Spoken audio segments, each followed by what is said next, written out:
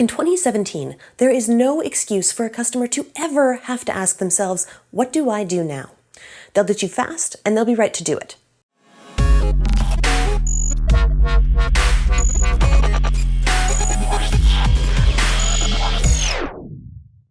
We're the Video Doctors, helping entrepreneurs conquer video. We've got new videos every week where we talk about things from technology, editing, and performance to marketing strategy, relationship building, and the systems you need to grow. If that sounds like something you need, you should subscribe. Also check out the show notes for all of the links that we talk about. And now, let's get into a very special and beautiful time in a new customer's life. They have just signed up with you. Maybe it's for coaching, maybe it's an app or a service of some kind. Whatever it is, you made the sale. Congratulations, you got a new client.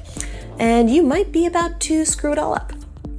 There's one thing, and pretty much one thing only, that will cause an immediate refund request or at least bad feelings. That thing is a question. And that question is, what do I do now? It's terrible for people to have to ask this. There is no excuse for it. After someone has paid you, after they've made a purchase from you, they should not have to wonder, what do I do now? But this happens all the time. Let's take a look quickly at some of the good and bad post-purchase experiences can be and what they can look like. When things are great, there's no problem. Say your customer purchased something and then knew exactly how to collect or redeem it. This can be really simple, like receiving something physical and walking away, as in a store, or more complex, like getting an email or a request to book a call, or still more complicated, like receiving login information or instructions on how to create and use a new user account. When it doesn't go so well, you'll have someone press submit on their credit card and then they're not really sure what to do. Do they have to check their email? Is there a download somewhere? How do they set up a profile or get in touch with you if they need help? I know you've had this experience. We've all had it. And except for the rare times when there's an unavoidable tech issue of some kind, it's, in my opinion, completely inexcusable. Here's something that happened to me recently. I'm a Canadian, but I do a lot of business with people and companies in the States, so I thought it was about time for me to get a US bank account. I headed over to the local bank in my neighborhood that offers this service, gave them a bunch of information, and was told that it was basically out of their hands now, and to wait for the US bank branch to get in touch with me. All good so far, that seems pretty reasonable. Except they didn't get in touch with me. I didn't get an email from them, no way to access the account I apparently have online. I did get a letter in the mail that had a credit card associated with the account, but no instructions on accessing the online system. And it's really, really irritating to me. I'm close to calling them to cancel everything and go with another bank because I should not have to wonder what happens next. I thought about this. I weighed the options. I paid for services. I did my research and I took a leap on a company I thought would do well. The ball was in their court and they dropped it.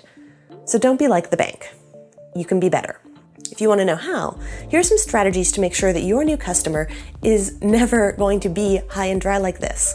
Find the person in your life who self-identifies as the most likely to screw something up. The person who unfailingly has difficulty with technology or bureaucracy or retail experiences in general. Have them test your ordering process and tell you how it goes, and if they ever had to wonder what to do next. Then buy them dinner. Life is hard for them. Next, go through your ordering process yourself from the perspective of a user. Identify any places where you don't specifically state what is happening, why it's happening, and what's going to happen next. Find at least 3 places where you can repeat that information. Don't worry about sounding redundant. Never underestimate the ability of people to fail to read instructions.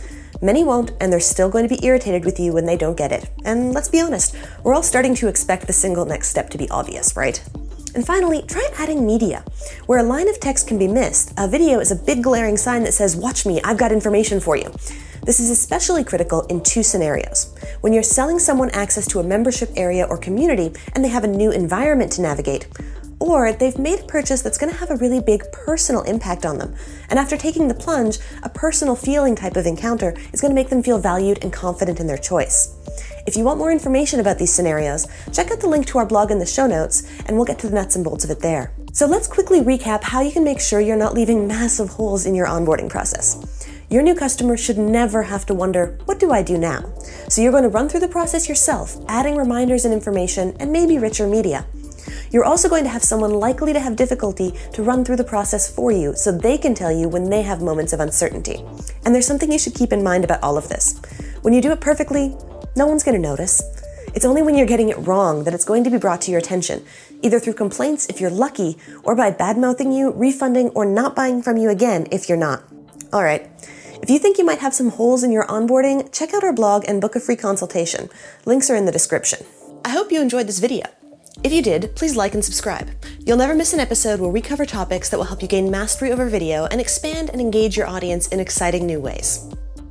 Remember, your customer's experience is your problem, and the more you invest in the process now, the easier scaling your business is going to be later.